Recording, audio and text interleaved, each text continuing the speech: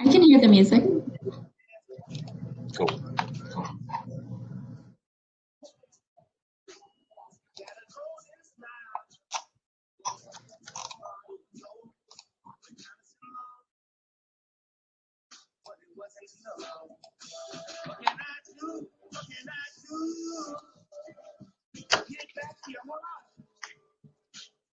I'd swim the Mississippi River if you give me another shot, girl.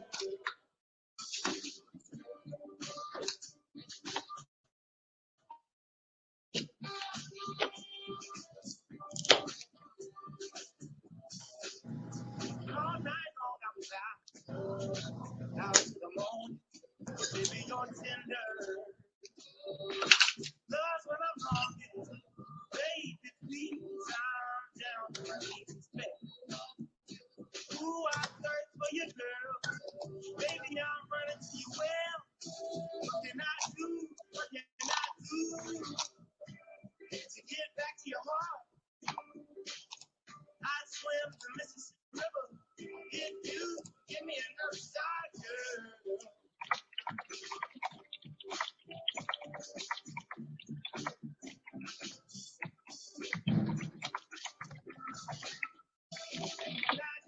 What can I do to get back to your heart? I'd swim the Mississippi River. What can I do? What can I do to get back to your heart? I'd swim the Mississippi River if you would give me enough start, girl.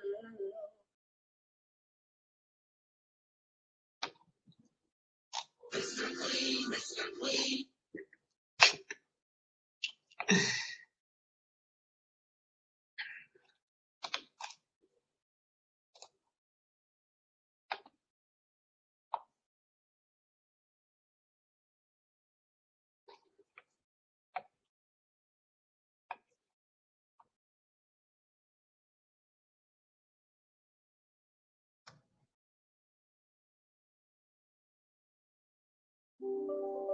Welcome everyone as you're joining in.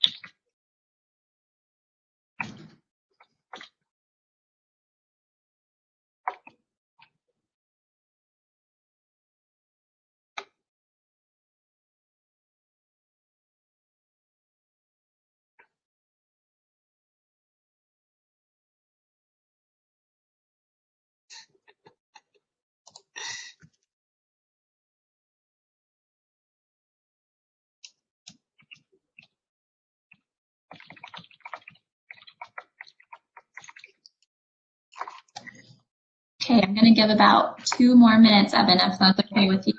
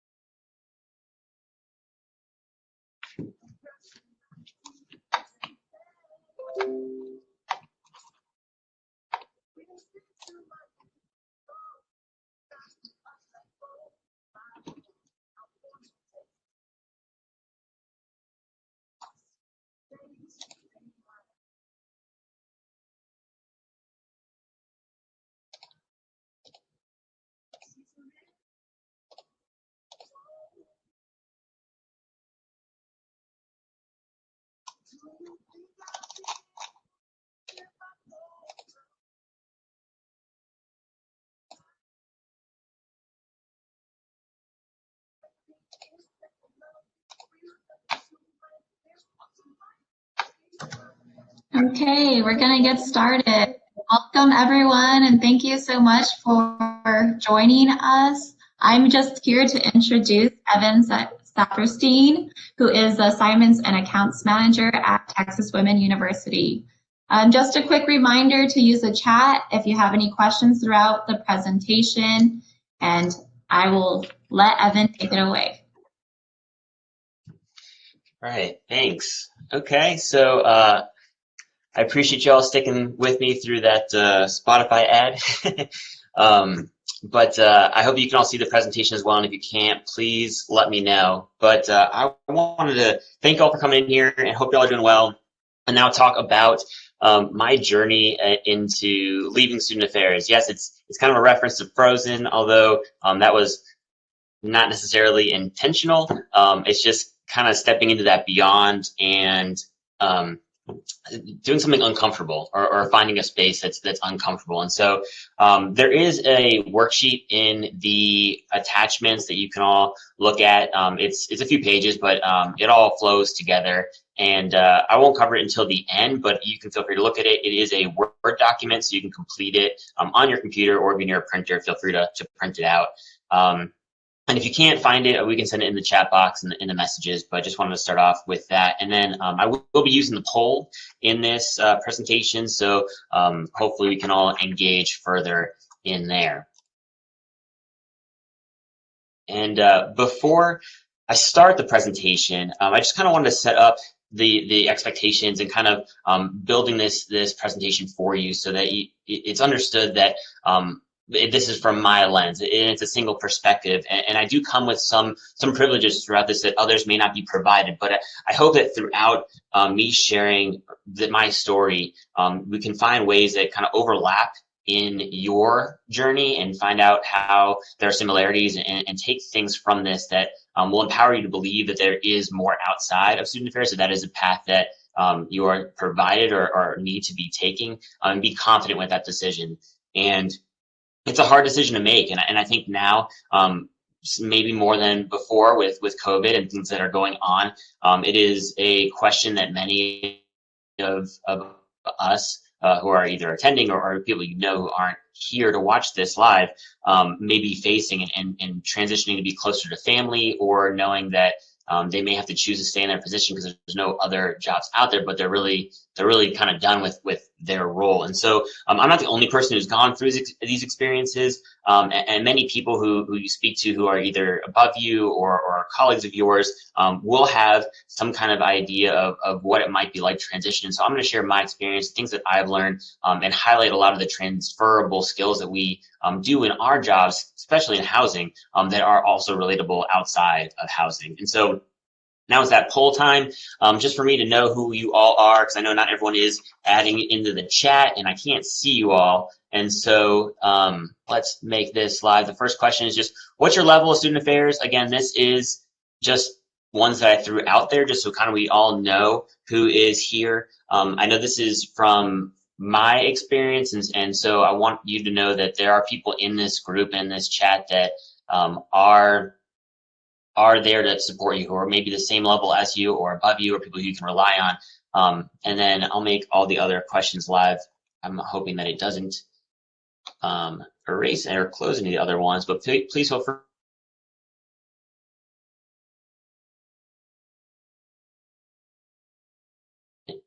Once you submit, you should be able to see the responses.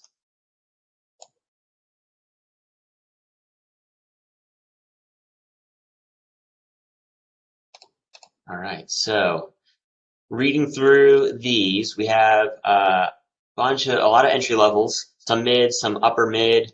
The experience of working outside of student affairs, about 30% that has had an opportunity outside, and then unsure of future plans. And that's all great. I think that this will really highlight a lot of things that, for those who haven't had an experience of working professionally in a different field, to really kind of focus on what you are doing in your current role, and then what that can translate to outside of student affairs. So I think the polls will stay open when I click on different slides, so you can still keep going through there. But just a little bit more about me to kind of highlight this experience. So these are my answers. My experience is from now 2 years ago. I've been in my position right now for a year, and it was, well, maybe 2.5 years ago. So it was a year and a half before then that I left the field of student affairs. And so for me, that was, I had 8 years of experience. I worked at 3 institutions before I left. Before I had planned on leaving, I had not worked outside of student affairs. I mean, outside of just regularly our jobs and things like that as a student or prior to. And then I had always wanted to stay with student affairs. And so my plan was to move up. You know, you have to move out to different institutions. So I went to my different institutions, and I had followed a plan. And this is kind of like what my beginning looked like. This is a 10-cent version of my resume. Obviously, if you fill out your resume, it's going to have a bunch more bullets underneath there. But we all have experience, and we put our time and effort into getting our master's degree, have spent time at possibly different institutions, learning new things, gaining experiences. And for me, knowing that I went to 3 schools, like that was really what pulled me into the field. A lot of it was that I know that there's schools all over the country. And so with that, it's like I had this opportunity to travel and explore. I'm originally from Florida, but I went to California, Arizona, and currently am in Texas. And so it was just a great opportunity for me. And along with that, I was following this path. I was following the right things to do. I didn't have any super, no super highlights from any individual position. I mean, there's a lot of great things individually that speaks to experience. I attended NHTI and the New Professional Institute. But outside of that, I had just planned on continuing in student affairs. And then I was posed with some interesting things when I got to my 3rd school. And I can talk later about like which schools the other ones were and everything. But my 3rd place was TCU. So in Fort Worth, Texas. And so with that experience, I really was able to grow and develop. I think it took me a little while to mature in the field. And with that, there were just people who were there, who were on my side, both as peers and as supervisors. It really mentored me, provided me development, opportunities to supervise graduate students, hire grad students, process that whole area of full-time professionals in how you hire, how you recruit, and areas like that. But for me, the road really got trying towards the end of this experience. And so I was at TCU for about 4 years when I went to TPE. So my first TPE try for a mid-level position. And there were a few people that told me that the TPE isn't where you go for mid-level roles. There wasn't a lot on there. So I waited my time, and so I looked at their website for what was being posted. And at the end, I decided that I did want to go. There were enough opportunities there for me to apply, and I honestly thought I did well. I found a whole bunch of different opportunities. I was looking to go anywhere in the country. I had multiple on-campus opportunities and was even offered a position out of one of those. And with that, though, I ended up, and this is part of that experience towards the end of my time at TCU, I ended up turning down that job, which was for reasons of love. I mean, I found Jen, my partner, who's in that picture with me, and she's currently at UTA, and so we're both in the DFW Metroplex. But part of that, I was still feeling this high. You know, I thought I had done everything right. I grew, I developed, I had grad experience, I supervised them, and went to TPE.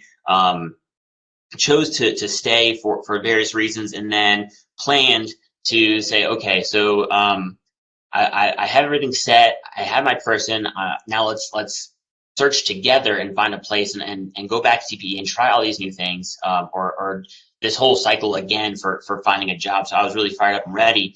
But as some of you may know, that experience of having that dual search is a lot different than just searching for yourself. I mean, you're in any field, you're finding 2 positions in the same location that both fit what you're looking for. And that was really kind of something that was more of a shock at the time. And so I'm not going to focus too much on that double experience. But in the end of the day, my second try TPE was bad. Like I thought everything was going right, and then I get to TPE and it was not the same experience. And it's not that the roles weren't there, and it's not that I didn't show my best self. It's just that the opportunities weren't provided to me to continue on in either a process or in a location where both of us could go and be prosperous. And so for me, it was really trying. This was started that time where, I mean, I got the pictures of the moguls there, and it was really just rough for a bit. And what was really kind of worse for me in this entire process is that not only was it that dual search, and then my TPE experience wasn't as good as I thought it would be because of what I had experienced in the years before. I also had to contest with my peer, my colleague, my partner, Jen, who is in student affairs and was looking for similar roles at similar levels as me.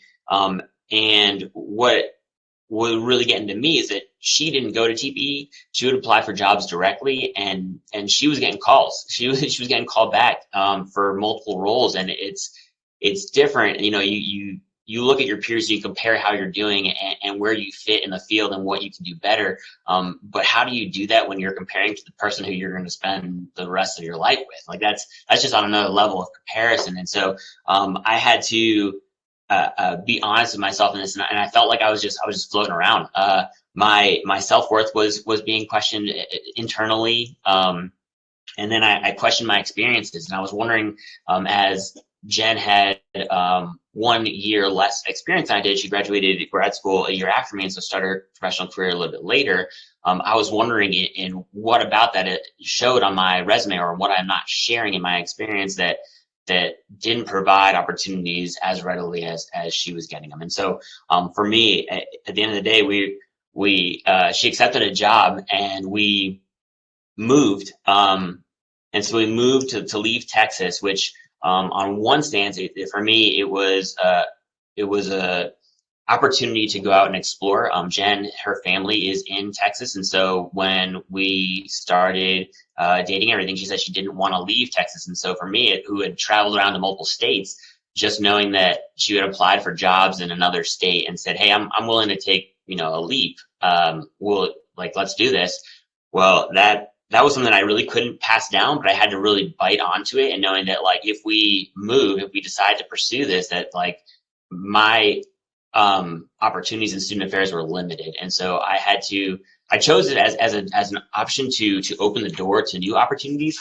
But it took a while for us to get to that place. And so, I mean, to be fair with it all, I was running on empty. I was still trying to grasp onto things that I had learned, and this was a hurdle for me, which I'm sure many of you might be experiencing in deciding if you're staying in student affairs, and knowing that you have all these years invested in this one field.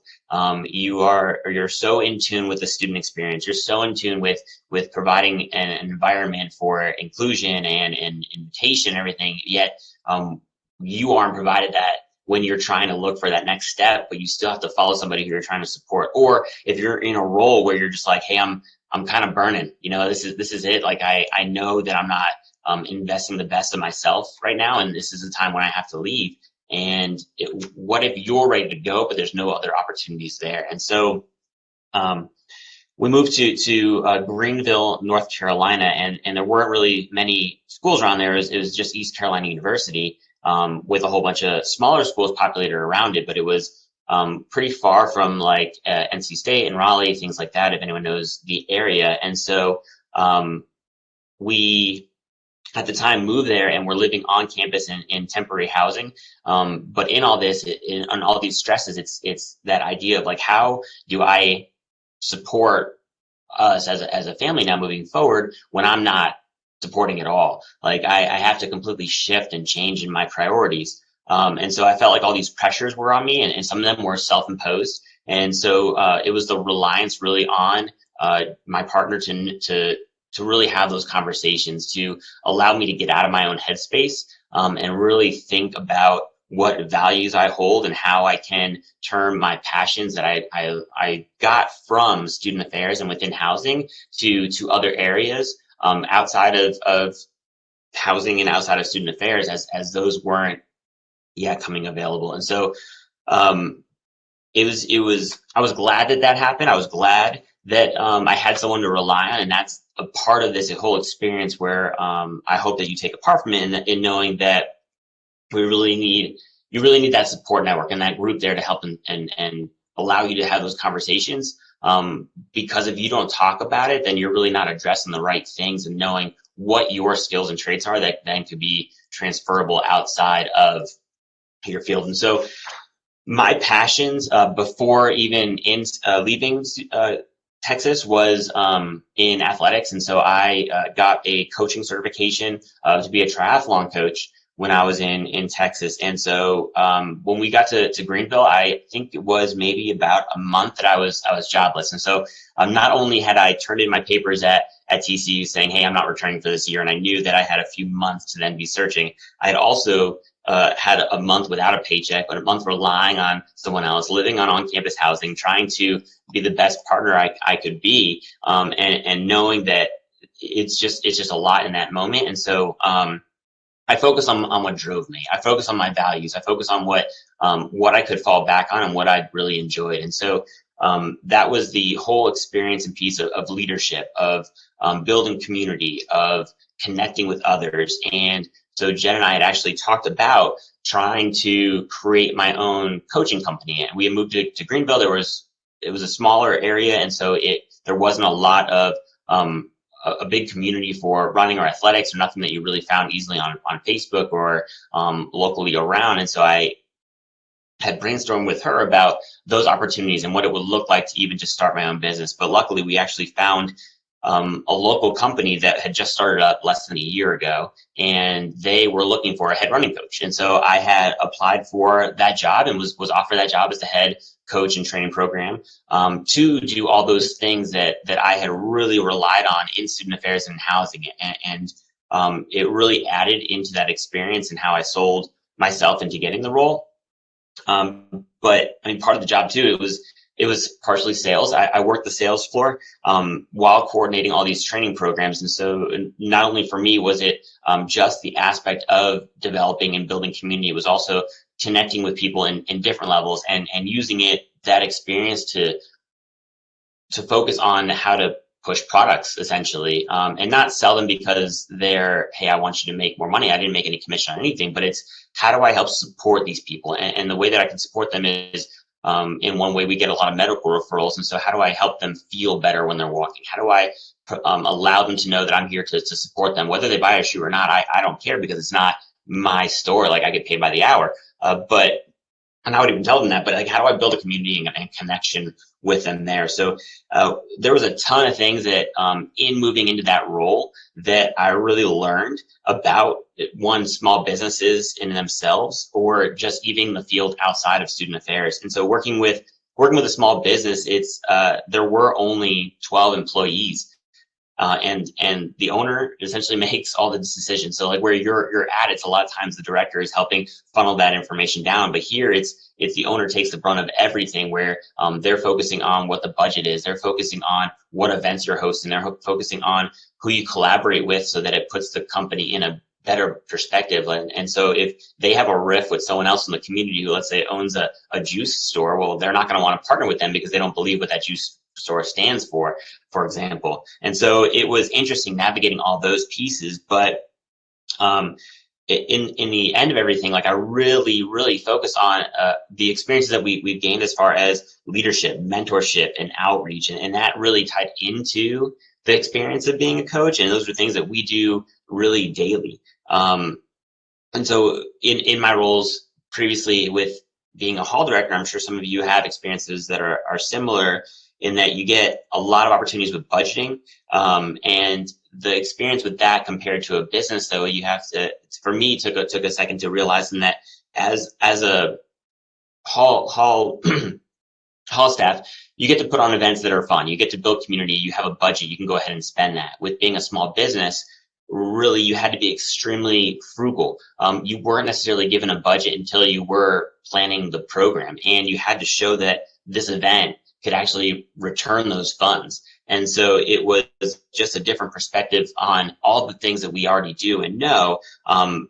But once I started drawing connections between everything, it all came together. The things that I learned in housing, I was no longer worried about those 8 years of experience and that education that I thought I had lost, because it really tied in directly, especially within this role. And part of that is this distortion of being inside that student affairs bubble. I mean, I type it out there. It's when you look at a different view of the lens, it really is that unknown out there. I don't know how this is going to relate. I don't know how this is going to outreach outside of student affairs, but really everything you do, it doesn't mean when you step out, you're starting over, which you can ask Jenna in all these conversations that we had. It was like, man, I took 8 years. This is where I'm at. I'm only about to be a mid-level. What happens when I go to a new field? I got to start over. I'm the bottom of the totem pole. But realizing that that's actually not the case. Some example, or one specific example with how that helped me in this entire program was when I managed the running club. I had to make everybody in that group feel supportive. And granted, I use this experience, and I know that athletics may not be a focus for others, but taking it out of that context, I had to build a supportive community. I had to do everything that we say in housing as far as developing a sense of belonging, having a personal connection, and then that individual investment. And that all tied into everything that we learned and we've been doing or I've been doing the past 8 years. Part of that is in that role, I had to coordinate programs. I had to manage teams. I had to manage and advertise the events to get people to sign up, to pay their dues, to be a member of our club. And that goes back into having all these customers feel like they're supported by the business, and having them come back to our events, having them do everything that's circled around supporting them, but also bringing them back in. So the longevity of the customers, the overall expenditures that they have in the store, and then the consistent returning purchases. And so there's been times prior to my arrival at the store where people would come in, they would buy one shoe, and we would never see them again, or they would come to one event and we would never see them again. And so everything that really was learned from my housing role in creating those experiences and investing in others actually turned their profits around and increased everything by about 30% from having the return customers. So I would have people who would join for one program and then continue on for the next 3 or 4 training programs, from 5K to half marathon. And then also with that, like, they would consistently come to our events, but there was that were large scale running events that would just come back into the store. And so we preach this idea of transferable skills to all of our students. We talk to them about, oh, you're an RA, you can do this, and this is how it works. But for me, when I used to say that and would hear that, I wouldn't think that it applied to me. I thought that for me, being a professional, well, that really applies to me if I move to a different area of student affairs. That applies to me if I'm in housing, but then I want to go to orientation. So everything I learned in housing, that connection really will help me over there. And it never clicked with me that what I'm learning here also applies outside. And the reality is that it does. And it positions you to be in a position to advocate for jobs outside of the field, so that you can show everything you do can increase their profits. And I can show the proof in here, but you also have to believe in yourself, knowing that the things that you do and you learn do translate to other areas. And it was also a shock, though, to know not only do the roles from, or the things learned from housing and student affairs applies into the role, but a lot of things that they're doing can be enhanced or increased and also help outside so right now I'm back in student affairs, and so a lot of things I learned there I'm taking with me. And what was really shocking about that is how progressive we actually are in student affairs with a lot of things, as far as the way we coordinate and market and enhance our student experiences and what we do on campus. I don't mean to imply that the company I work for was antiquated, because they had online registration and things like that, but some things for them, as far as like assessment and tracking, were common areas that they didn't focus on. And for me, it was like, wow, I thought that for us in housing, student affairs, and all this with Qualtrics and everything else that we do, like, we over assess. I just assume that there could be one simplified way and other companies were doing it better, but that's not always the case, and that wasn't the case in this situation. The owner of the company that for the running store that had hired me wanted to host monthly fun run events, and he would harp on this one event before I even started that was like a pancake fun run. And he's like, yeah, we had like 30, 40 people there. It was great. We were cooking pancakes. And in my head, I'm like, my RAs get that like on an average weekend. But granted, to be fair, like, they have students that live in their building that are kind of hone into that. They walk in the lobby, okay, they can pick a pancake and walk away. And so for me, hearing what he said about that, I was like, okay, do you have any data? Do you know why they came? Do you know why they stayed? Did they spend any money? Those things. And so he didn't have any of that information. He didn't have any of that data. Again, those pieces that we learn in our job that we can totally and definitely apply elsewhere. And so in our first event, we increased attendance by about 25%. So we had close to about 75 people attending that first event. We also had people that stuck around, that were there for hours. The event lasted almost half the day, and they spent more money in the store because they felt community. They signed up for running events. They signed up for our training programs. And so it all ties back in together. And knowing that this industry that I was in is really about that connection. It doesn't mean that if, let's say, for example, you go to something that's a little more business focused, that priority isn't of the main reason why they wouldn't hire you. So if the personal connections that we learn in our job, the way that we talk to people, the way that we connect to people, even if by just showing the numbers, is something that really goes both ways in this, and is that full cycle of things that we can bring to other roles and other positions. And so it's also interesting to know that 60% of the people who are here are at entry-level position, and it's different as you move through the levels of student affairs in themselves, and knowing that, okay, you're entering, you invest yourself in the student experience, you're on campus, you're attending events. And for me, I live down the hall from my office. So it wasn't hard for me to think of, just going into the office for a little bit, working on a project at late at night when it was technically not office hours. But that's something that really is different in the business field, and something that really is prideful as far as making sure that your time is your time. And it's interesting that I went into this role that was an hourly position, so I had to clock everything. So I really just couldn't volunteer my time. And there were times when I would show up at the store to grab things for an event that I was setting up for. And my boss was telling me, hey, make sure you're clocking in. To know that, like, when you're in the clock, or you're on the clock, you're on the clock. And so for Jen and I both, we had a lot of experiences in this new place of being alone, being away from family, but also having those different circles. And so where she was still in the field of student affairs, and you live near the people that you work, and you have these support groups, and you kind of go out to lunch and you eat on campus, like, for me, being in this small business, I didn't have that. My community was more transient, because I would see them at our training programs. I would see them on the weekend runs, but once they were done running, they were gone. And I would sometimes see them around town and all, but because it was a smaller town.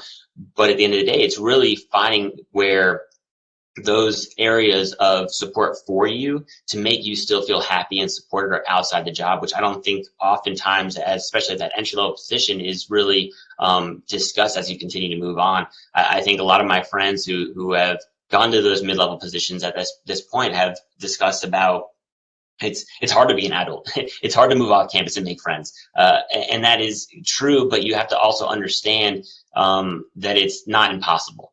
And it's just something to keep in mind as you're moving. And so this whole small business, small talent piece is learning really what is transferable, but also what you can learn from the field to help better implement those skills and traits that you have. And so Jen and I spent some time in Greenville, and then we decided to leave Greenville. Yeah, we just did this. It was maybe a year and a half of being there for different reasons. I mean, there were a lot of family things happening in Texas. We were having a few nieces that were being born, and so for us, it was just really important to be closer to family, where we weren't in North Carolina. And so, among other things, we decided to do the dual search again.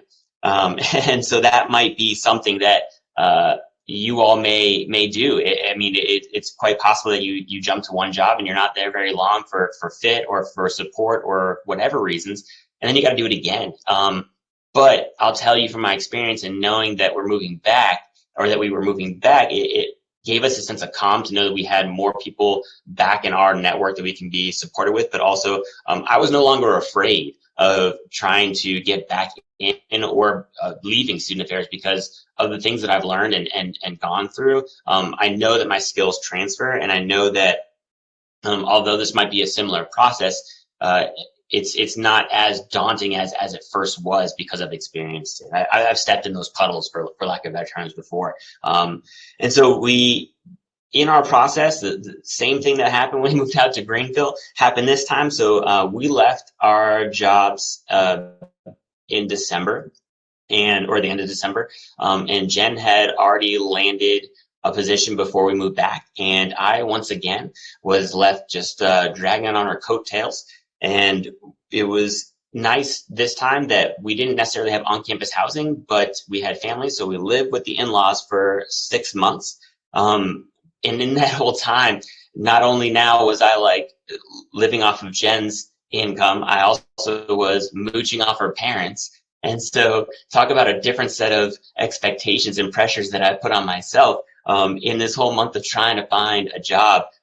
It was those unknown waters again, and honestly, it wasn't fun, but I knew that it wasn't as bad as the first time. I definitely had locked onto the knowledge that my experiences translate, and was just waiting for the right opportunity to show my experiences and to apply for those positions. And so through all this, like I want you all to gain that you need to know what your worth is. You need to know what your experiences are. And that's where that reflection worksheet that I was attached is helpful for, because it allows you to really identify what you are able to rely on and thrive with when you're in this experience of being in an unknown environment of either joblessness or trying to leave student affairs, if that is something that you want to do. I mean, only 10% of people said they wanted to leave student affairs, but that unknown future, that's this entire experience. And so know how it translates. I mean, it definitely does. And as long as you have those support people to be around you, then they will be able to help you lock into what your skills are, because there's going to be many times when you're dealing with what's in your own head and holding yourself back. As I just mentioned, my pressures on myself were more than what was actually the pressure that was on me. And so currently I landed back in student affairs. Again, on that sheet, you'll find a portion where you list out your values and your purpose. And I knew that coming back into student affairs is what I wanted. And I wanted to have that impact on that community or that student experience again. And so I'm very happy where I am, and am very optimistic about the future. But with all that, I had to make sure that I found a position that aligned with my values, both inside and outside the office. And so I am very attuned to now I have like a 35-40 minute commute of what that can provide me. If it's just being in my own mental space to process what's going on, if it means that through that time I'm listening to a podcast, and then when I get home I can then focus on other things outside of work. And so I don't always bring that work home with me, but I also have those other areas that I've invested in and that I've found to be of value for me while in Greenville that I still stick to now, because I know that they supported me before, so that I'm hoping that they are going to continue to support me and evolve as I grow in my career. And to be fair with all that, like I don't know what's next. So keeping the eyes out for the horizon, I know that I'm no longer afraid to be in an opportunity to lead student affairs. And I hope that from my experience, you've learned that you too, you're going to face some demons, you're going to face some hard times, but really knowing that do all you can to help understand where your experiences translate. And so currently I'm enrolled in the MBA program at TWU.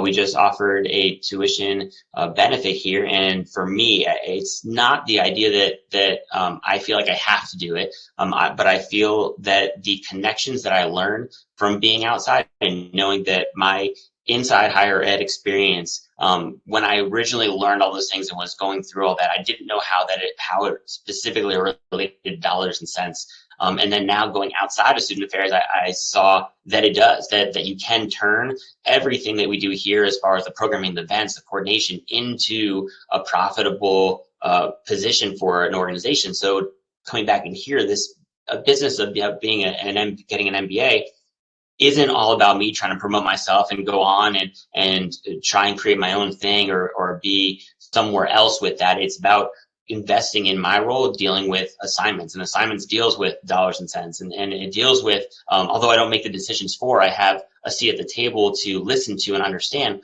what all the marketing strategies are to help market what our on-campus experience is. And now having that more rounded experience for me will then better help me know exactly where I can navigate in student affairs if that is a path for me to stay into. Because again, wherever you're at, you have that timeline. You can't live in your role forever. I mean, unless you're at a position where you're comfortable with that and that's what you want. But for me, my personal experience is that my role here is not a forever position for me, and I made that clear. My supervisor, she also talks to me about it. So but I'm learning and growing and continually doing things to try and build those connections so that as I progress, if I'm provided an opportunity or a reason to need to leave again in student affairs, which would be a third time, that I do know where it directly ties into those experiences. So the whole idea of not staying stagnant and thinking about other opportunities will leave you less surprised when you do decide to take a step out, or if you are needing to take a step out. And so, again, I think I said at the beginning, I'm not the only one. I'm just one of many, and this is how I made it through and where I found my connections. A lot of times not enough of us in the field, or even those who have left, really share those experiences of having that troubled time or those difficulties, to put it in, share those situations and have the discussion. Even as I was a newer professional, there were times when my colleagues were at their point of leaving and they decided to leave the field, but we labeled them as the others, like, oh, they left student affairs, that they're gone for good. But that honestly, being one of those people now, it's not the case that they're gone for good. We can always come back, but what they learned here really translates to other areas, and giving you new ideas of positive impact and moving forward. And so this is how I made my transition. I do want to encourage you to talk to colleagues and supervisors and find out if there are other people around you that are closer to you, because I'm just one person to start the conversation. And I may not be in your state, I might not be real near you, but there are people that are around you that may have had a peer, a colleague, a partner do the same thing. Just the other day, I learned that my director's partner, when they were doing their track in student affairs, actually left the field. They didn't find a position that fit them, and so they left. And then they started doing their own thing on the side, which then led them back into student affairs, and they're now adjunct faculty. But without even having the conversation, I never even knew that was the situation for what my director had experienced. And so we are all now facing different times. My story came at a time pre-COVID where TPE was in person still, and we had a lot of other things that were going on that are very different now. And so I understand that the climate may make a lot of you more debating what is the experience. And if you're at that place where there's hiring freezes and you really just can't move up, like you're ready, you have everything, you did everything right, and this is outside of your control, where you were just faced with a decision to where you either have to stay in your position where you may be burnt out, or risk stepping out to try and find something new. I mean, do what's best for you. This is your journey, and only you can decide what those decisions are. And so what I would advise against is this imposter syndrome really taking hold of you, because it's real, it's true. I mean, that idea that, like, why, even for this presentation, I was thinking, like, why do people want to hear my story? Why do people want to just listen to these things that are happening? And at the end of the day, I think for you, just knowing and owning your experience, owning the things that you bring to the table, owning all of your experiences here, then knowing that when you leave, if you leave student affairs, it's not a zero, like you don't start from scratch again. You are there, and you are worth what other companies want to offer you and want to provide you as a position. So, I mean, it's hard. It's very, I can't stress enough that we didn't get this education. We didn't spend late nights helping students. We didn't live on campus without having our own place or our own furniture, sleeping sometimes on blue mattresses for nothing. You don't want to have that all equal zero. And so the truth is that you didn't do it all for nothing. It is an investment, and it is truly an investment in your experiences and how it translates to others. And I am, again, by no means the only person who is in this position or who has experienced this. in leaving student affairs, but I hope that my story have found ways that relate to you, that provide you confidence in your experience and knowing ways that you can find support in your own journey and whatever you choose to continue with. And so this is just a snapshot of the reflection sheet or sheets that I put into the documents portion. And so you can feel free to grab that. Or if it's not on there, if you can't get it afterwards, my contact information will be on there. And so you can reach out to me and I will send it directly to you. But it's just a way for you to reflect on your experience, for you to reflect back on what you bring. And when you really go back into the narrow of what feels good, what brings you joy, what makes you wake up in the morning and go into the office. I mean, there's going to be days that you don't want to go to work. I mean, I'd be 100% honest if I'd be lying if I said I didn't feel some days that I'm like, man, I got to do this again. But through all that, you really shaving away that outside portion to find out what brings you joy. What do you believe in? What is your purpose? And listing that on here and using this form, this worksheet as that fallback for you, so that you know the signs, you know what it looks like when you're overtired and you're in your head, and then who you can rely on for those things. And it might take you some time to actually dive into these and to actually find areas where you can hold yourself accountable or find those people that you can really support on. But it's all for that self-reflection. It's all for not allowing yourself to fall down those holes of that self-regret and self-deterioration where you don't think that you're worth much, because you might be in a situation like me where you aren't offered jobs, where people talk to you like you're amazing, and then all of a sudden you're like, well, if I'm so amazing, where are all these jobs? I mean, and it for this time of year, it could be outside of your control with job freezes and things like that. But it's finding purpose through the confusion. And so I want to thank you all for being here. I haven't been looking at the chat for questions or anything, and so I will click on there quickly, and there's none. But again, here's my contact information. If you need to reach out for any reason, have any questions or anything else after this presentation, please do. I'm happy to talk and happy to talk about my experience, what you might be processing, how to help you in that uncomfortable situation or that unknown. And I hope that you all feel more positive in your experiences after this. Okay, thank you so much, Evan. Let's everyone give a round of applause in your own offices or homes for Evan and this presentation. And just a quick reminder, I have posted the session evaluation in the chat, so please take a few moments to do that. We greatly appreciate you joining and taking some time to fill that out. But thank you again, Evan. Great job. Thank you.